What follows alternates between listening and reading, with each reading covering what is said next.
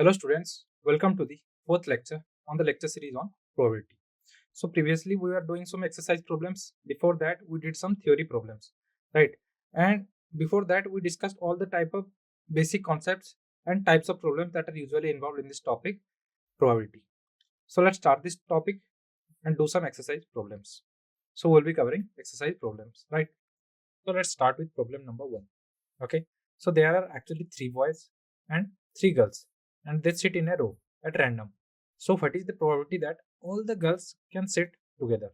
Okay, so basically there is b1, b2, b3. Okay, these three denote the 3 boys, and 3 girls are denoted as g1, g2, and g3. Okay, so basically there are 6 distinct members, right? But in terms of characteristics, that is whether they are boy or girls, okay, so they are different. Okay, so the probability that all the girls sit together. So let's see the sample space first. So in how many way these can be arranged? So these can be arranged in what? 6 factorial ways. That is equal to, here for the first place it will be what? In a row, if we make a row for 6 people, it will be something like that. So here one will sit, here one will sit, here one will sit, here one will sit, here one will sit, and here one will sit, right? So 6 factorial will be what? How? Because for this one there are 6 choices, right? Because one has sit right here. So for this one the remaining choices are 5. For this one the remaining choices will be 4 because 2 have been already seated. So for this one there will be 3 more choices, and for this one there will be 2 more choices, and for this there will be only 1 choice left. Okay, so basically if we accumulate these all and multiply it by together, what will happen is we'll be getting 6 factorial right there, right? So basically the sample space cardinality is what? 6 factorial. So let's try to see the event. So event is what? That all the girls. So event is all the girls sit together, right? So this is the event. So it will be what? So we can actually assume, for this we need to do something else. We need to do what? We need to assume that these people as 1. Okay, let they be denoted as z. So basically we have b1, b2, b3, and b4 and g. Okay, so in how many ways these can be arranged? So these can be actually arranged in 4 factorial, because for this place you will have 4, for this you will have 3, for this you will have 2, and for this you will have 1 choice. So multiplying these, what will be left with you is 4 factorial, right? So since you have 4 factorial right there, so what will happen is, inside that the 3 girls can be arranged in how many ways? So basically you have 3 girls, so g1, g2, and g3. So in how many ways these 3 can be arranged? For the first place there are 3 options, for the second there are 2, for the third there are 1 option. So they can be arranged in 3 factorial ways. Okay, so first you have to consider this case, then you have to multiply with this case, because inside that g they can be arranged in 3 factorial ways. So e will be cardinality of, so this implies that cardinality of e will be equal to 4 factorial into 3 factorial. Okay, so how we can actually calculate the probability of E? So probability of E is equal to what? Cardinality of E by cardinality of the sample space. Okay, this is the general formula for any probability, or for any probability of event, right? So it will be equal to what? 4 factorial into 3 factorial by 6 factorial, right? So it will be equal to what? So it will be 3 factorial by 6 into 5 factorial, right? So this will be 3 into 2 by 6. Sorry, 3 into 2 by 6 into 5. So it will be equal to what? So this will actually be equal to 1 by 5. So the probability will be 1 by 5. Okay, that all the girls sit together. So basically the problem asked us that if 6 boys and 6 girls sit in a row at random, the probability that all the girls sit together will be what? So we want, so how it can be calculated? It can be calculated by first assuming that all the 3 girls have 1 girl. Okay, then doing their what? Permutations. Then we are left with what? The answer will be 4 factorial ways, right? And how we can actually permute 3 girls? Okay, so they can be permuted in 3 ways, 3 factorial ways. So multiplying these two, we can actually get how all the girls can sit together, or we can actually find out the cardinality if all the girls sit together. Okay, so their cardinality will be nothing but what, 4 factorial into 3 factorial. Then we divide it by what, 6 factorial, to find out the probability of that event.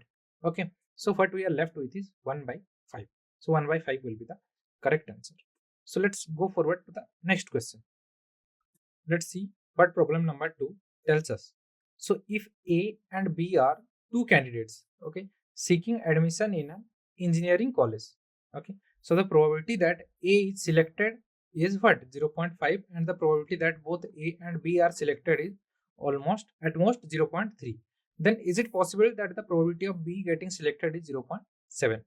So let's try to figure out what the question is telling us. Then we'll try to figure out what it is actually asking us. Okay, so given that we are having what, A and B as two candidates, okay, what they do, they seek admission to an engineering college. So basically we have A and B, and they seek to take admission in an engineering college. Probability that A is selected, so this implies that probability of A is equal to 0.5.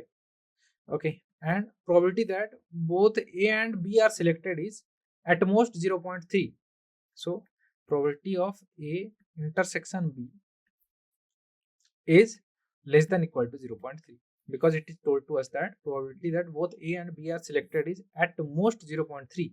So is it possible that the probability of B of getting selected is 0.7?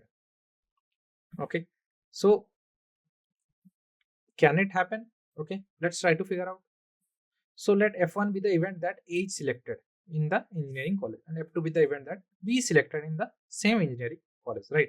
So then we have that P of F1 is equal to 0.5 and P of F2 is equal to 0.7.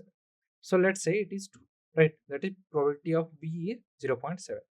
So given that probability of F1 intersection F2 is less than equal to 0.3, right? So now probability of F1 into probability of F2 is less than equal to 0.7. Okay, why you will say that we are writing this? From this, how we can actually conclude this? Because probability of A getting selected, right, getting A selected doesn't affect getting B selected, right? So we can say that these two are actually mutually independent events. Mutually independent events, right? So we can actually write that probability of if A and B are mutually independent, then probability of A intersection B is equal to probability of A into probability of B, right? So we can write it as what, probability of F1 into probability of F2 is less than equal to 0.3. So what will happen is, so we are given that probability of F1, right? So this implies that probability of F2 will be what? Probability of F2 must be less than equal to 0.7. But probability of F2 is given as what? It is asking us, can it happen as probability of B is actually equal to what? 0.7? Actually no, because it must be less than equal to 0.6. So that is why the given statement is false, using the theorem of mutually independent events, that if two events are mutually independent, then the intersection of those two events, or the probability of the intersection of those two events, is actually equal to multiplication of individual probability of the two events. Okay, so that is what we are written here. Okay, so let's go forward to the next question, that is problem number 3. So the probability of an occurrence of event A is 0.7 and that of occurrence of event B is 0.3, and the probability of occurrence of both is what, 0.4. So probability of A is equal to 0.7, probability of B is equal to 0.3. Okay, so probability of occurrence of both is what, 0.4. So probability of A intersection B is actually 0.4. Okay, so this is what given to us, right? So we know that probability of E intersection F will be what, probability of E into probability of F, because these two are independent events. So probability of E intersection F will be 0.21. So given that probability of E intersection F is what, 0.4, so the given statement is actually false. Okay, so if the probability of occurrence of event A is this, occurrence of B is this, then the probability of both is this is actually false. When actually those two A and B are mutually independent. Okay, this is the statement that is actually missing out from the question. So if this is the condition, then this is never possible. Okay, so let's go forward with problem number 4. So 10 card numbers 1 to 10 are placed in a box and mixed up thoroughly, and then one card is drawn randomly. So if it is known that the number on the drawn card is more than 3, what is the probability that it is an even number? Okay, so there are 10 cards from 1 to 10 placed on a box, mixed up thoroughly. Then one of the card is drawn at randomly, and it is known that the number on that drawn card is more than 3. Okay, what is the probability that it is an even number? So it is known that the number that is drawn is what, more than 3. So how many numbers are that are more than 3 and less than equal to 10? So 4, 5, 6, 7, 8, 9, 10, right? So this is our sample space right now. So how many among these are actually even?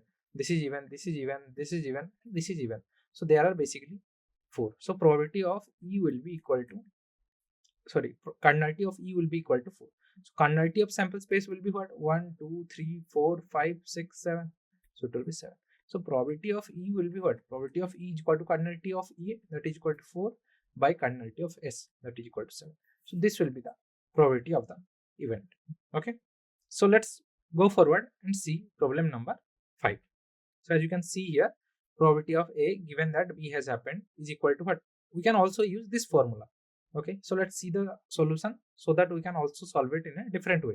So let A be that event that the number on the card is drawn is even. Okay, and B be the event that the number on the card drawn is greater than 3. So we have to find that probability of A given that B has already happened. Okay, so now the sample space of the experiment S will be equal to what? 1, 2, 3, 4, 5, 6, 7, 8, 9, 10. Okay, so this will be the sample space. So then A is equal to what? 2, 4, 6, 8, 10.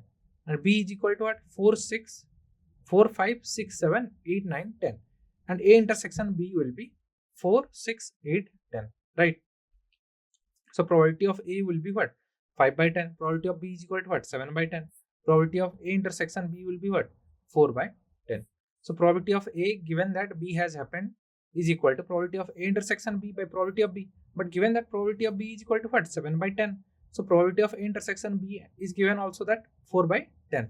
So what will happen? We can cancel out 10 and what we are left with is 4 by 7. So let's go forward with problem number 5. So in a school, there are 1000 students, out of which 430 are girls. Okay. So among the 1000 students, 430 are girls. So the remaining ones are what? Boys, right? So how many boys are there? So 570 boys are there. 570 because 1000 minus 430 is equal to what? 570, right? So it is known that out of 430, 10% of the girls study in that class. What is the probability that a student chosen randomly studies in class 12 given that the chosen student is a girl? Okay, let E denote the event that a student chosen randomly studies in class 12, and F be the event that the randomly chosen student is a girl. Okay, so we have to find probability of E given that F has already happened. So probability of F will be equal to what? 430 by 1000, that is equal to 0.43. Probability of E intersection F will be 0.43 by 1000, that is equal to 0.043. So given that probability of E such that F has already happened is equal to what? Probability of E intersection F whole by probability of F. So this implies that this will be equal to what? 0.043 by 0.43, it will be 0.1. Okay.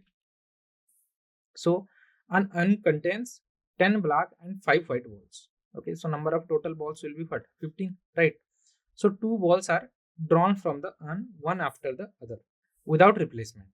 Okay, so what is the probability that both drawn balls are black? Okay, so basically we have a urn, right?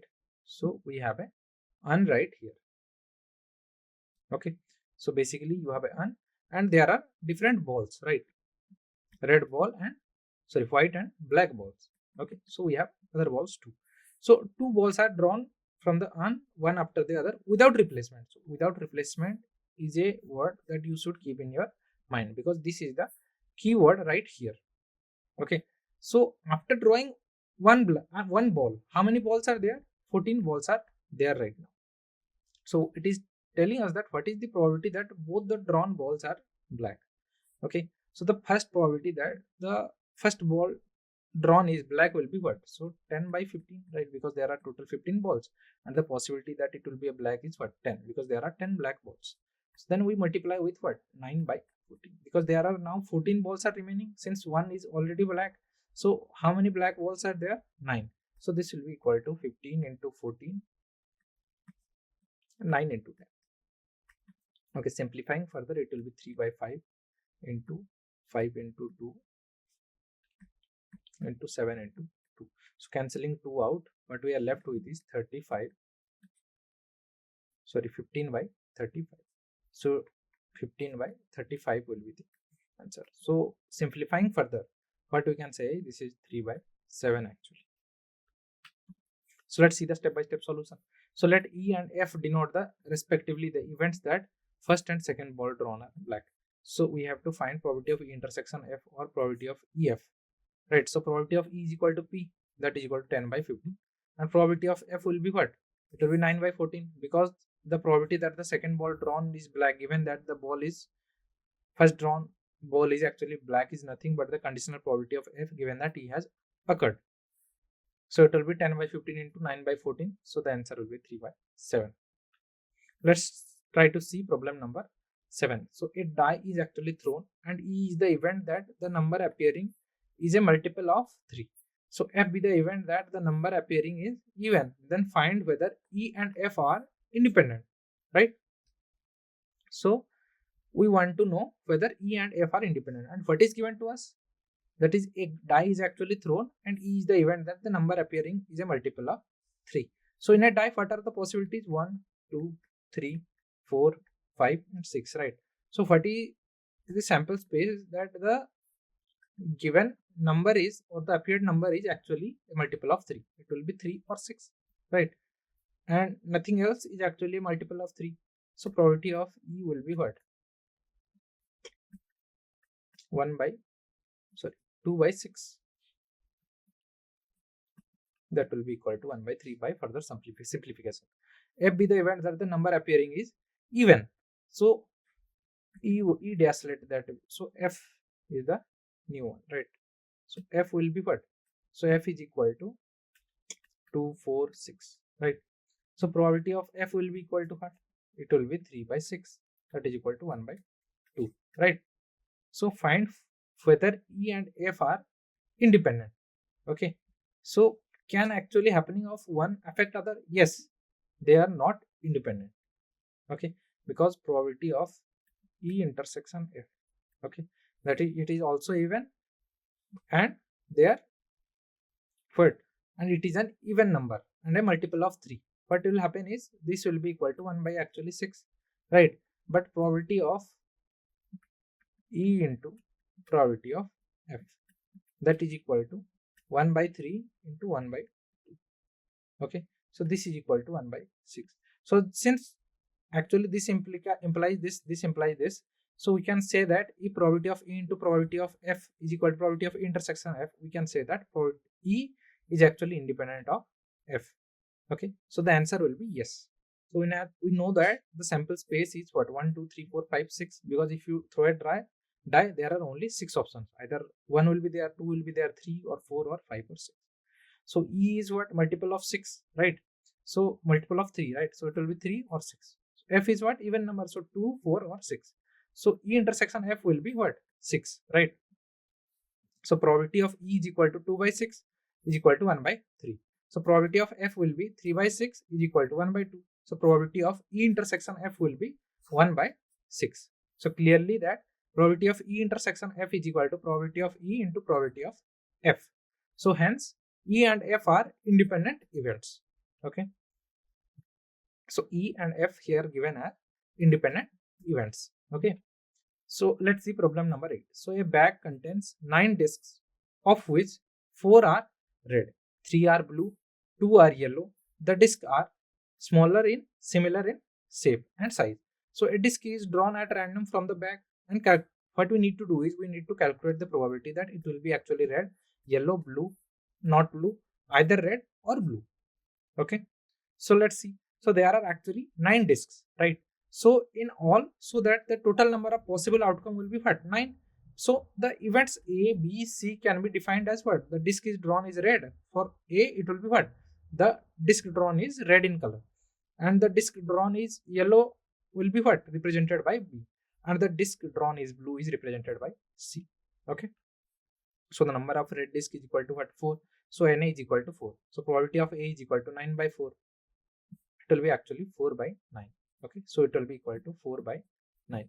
Number of yellow disk is equal to 2. So it will be actually what? 2 by 9. Probability of B is equal to 2 by 9. So the number of blue disk is equal to what? 3. So it will be actually 1 by 3. So probability of C is equal to 1 by 3. Clearly, the event not blue is not C, right? So probability of C complement is equal to what? 1 minus probability of C. It will be equal to 2 by 3, because 1 minus 1 by 3 is equal to 2 by 3. So the event that either blue or red, okay, may be described as what? A or C. So probability of A union C is equal to probability of A plus probability of C minus probability of A intersection C. But these are two mutually independent events. Okay, so they cannot actually happen together. So it will be equal to what? 4 by 9 plus 1 by 3. That will be equal to 7 by 9. So on her probability 9, problem number 9. So on her vacations, Veena visits 4 cities. So what does Veena do? She visits 4 cities: A, B, C, and D. Okay. So in random order. Okay, there is no order given to us. So what is the probability that she visits A before B, and A before B, and B before C? So the number of arrangements or orders in which Veena can actually visit the 4 cities is 4 factorial way, because for the first city it can be any one of the 4, and for the second it will be any one of the 3, because she has already visited one place, right? And similarly we can say that it will be 4 into 3 into 2 into 1, that is equal to 4 factorial or 24. So therefore NS, that is the cardinality of the sample space, will be equal to 24. So since the number of elements in the sample space of the experiment is what? 24. All these outcomes are considered to be equally likely. So a sample space for the experiment is S is equal to ABCD, ABDC, ABCD, and what? DCBA. Okay, so you can see all of these. Okay, but we don't really need to see it. So let the event that C visits A before B. So among these you can see in which case actually A comes before B. Okay, here it comes, here it comes, here it comes, here it comes, here it comes. Okay, you can see in all these cases. So probability of E will be what? Cardinality of E by cardinality of the sample space. It will be 12 by 24. So it will be 1 by 2. So let's see the second case. That is the event that Veena visits A before B and B before C. So how many cases are there? ABCD, or it will be DABC, or ABDC, or ADBC. Only among these 4, only one order is possible, right? So probability of F will be what? Cardinality of F by cardinality of the sample space. So 4 by 24. So this will be actually cumulatively equal to 1 by 6. Let's see problem number 10. So find the probability that when a hand of 7 cards is drawn from a well shuffle deck, 52 cards, it contains all kings, 3 kings, at least 3 kings. So the number of total possible hands is what? 52C7. So the number of hands with 4 kings will be 4C4, because there are only actually 4 kings, and 48C3. So other 3 cards must be chosen from the rest 48 cards, right? Because there has to be chosen 7 cards. So hence P is equal to, a hand will have 4 cards will be equal to what? Probability of that event, sorry, cardinality of that event by cardinality of the whole event. So it will be actually 1 by 7735. So I believe that's enough for today. Thank you.